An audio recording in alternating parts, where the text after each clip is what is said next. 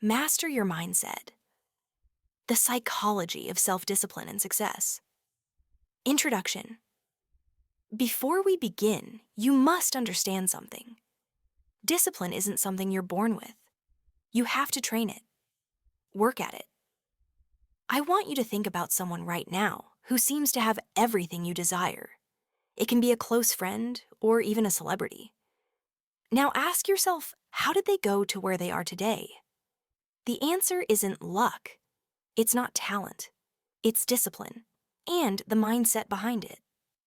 This audiobook isn't about working harder or grinding nonstop. It's about learning how to control your focus, manage your emotions, and make consistent choices that align with your long-term goals. Your life doesn't improve just because you set big goals. It improves when you build strong habits, stay consistent, and change the way you think about yourself. Over the next 10 minutes, you'll learn how to build real self-discipline, starting with your mindset, your focus, and your emotions. Chapter 1. A fixed mindset versus a growth mindset. There are different types of people in the world. The first believes that their habits, discipline, and success are fixed. You are either born with or without willpower. You are either motivated or lazy. This is known as a fixed mindset, and it quietly undermines progress. The second type perceives things differently. They think the discipline is developed, not inherited. They see failure as feedback, and they consider each day as practice rather than a final exam. That is a growth mindset. This single shift, fix versus growth, is the foundation for everything, because mastering your assumptions comes before mastering your actions. If you believe your mindset is stuck, no amount of effort will help. However, if you feel you can change, your entire life will open up. Psychologists refer to it as neuroplasticity. Your brain can rewire itself with repetition and intention. In basic terms, you're not cooked. And that inner voice whispering, "I'm just not a disciplined person," that is not a fact. This is a story, and stories can be rewritten. So if you've failed before, that's fine. This implies you've started. And starting is the first indication that you're not trapped. Now that you know the fundamentals of different types of mindsets, let's dive deeper. Chapter 2. Dopamine and distraction. Every time you scroll, snack, or check your phone without thinking, it's dopamine. Dopamine is the brain's reward chemical. It drives motivation, craving, and the urge to repeat what feels good. The problem isn't dopamine itself, it's the amount we consume and how easily we get it. Social media, streaming, ultra-processed food, they all offer fast, effortless dopamine hits. And the brain learns quickly.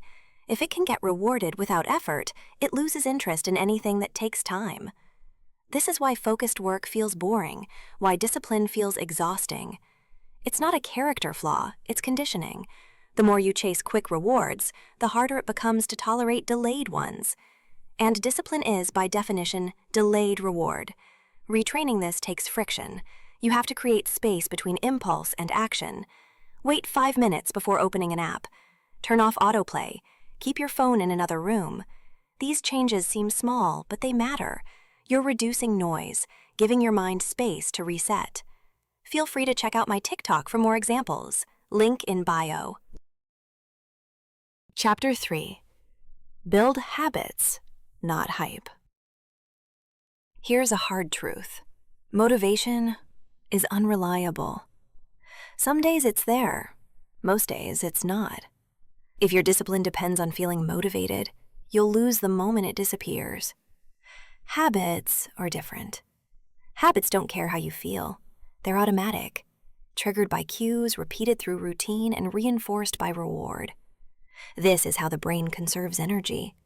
It offloads repeated behaviors into autopilot. The only question is, what have you trained it to automate? Self-discipline isn't about trying harder. It's about making certain actions so routine, they stop requiring effort. Most people try to overhaul everything at once. New morning routine, new diet, new goals. It rarely works, not because the plan is wrong, but because the system is too fragile. The better approach is to make the habit stupidly simple. Not go to the gym for an hour, but put on your workout clothes. Not write 1,000 words, but open the document. Momentum is more important than intensity. Over time, identity catches up. You don't just go for a run. You become someone who runs. That identity builds internal consistency, which makes discipline feel less forced. It's not about doing everything. It's about doing the right thing consistently until it's automatic. Chapter 4. Emotional Control. Discipline isn't just about habits or routines. It's about what you do when your emotions get in the way. You can have the perfect plan, but if you're stressed, tired, annoyed, or just not in the mood, that plan goes out the window. This is where most people slip, not because they don't know what to do, but because they don't feel like doing it. So here's the truth. If you want real discipline, you have to learn how to deal with your feelings without letting them take over. That doesn't mean ignoring them. It means noticing what you're feeling, then choosing how to act anyway. For example, you feel unmotivated. Instead of saying, "I'll do it later," you take 5 minutes and just start. You feel frustrated. Instead of quitting, you pause, take a breath, then get back to it. These small moments are where discipline is built. It's not about being cold or emotionless. It's about creating just enough space between what you feel and what you choose to do. People who stay consistent aren't robots. They just don't let every emotion make the decision for them. That's emotional control, and it's one of the most underrated skills in self-discipline. Chapter 5. Discipline follows identity. Most people focus on what to do. Wake up early, eat healthy, stay focused, but they skip the deeper question. Who do I believe I am? We act in line with our identity, not the one we show others, the one we quietly believe about ourselves.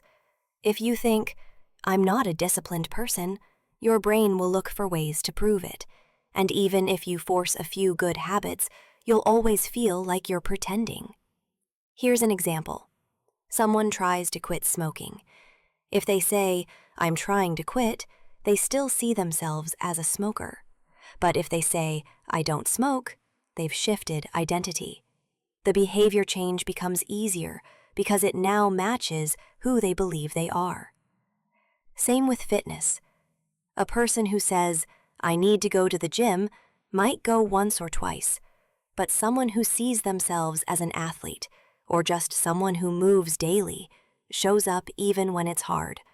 It's not willpower, it's alignment. Writers write, runners run. Focused people protect their time. Not because they're perfect, but because their actions match their identity. This is why tiny actions matter. Each time you follow through, you cast a vote for the type of person you want to become.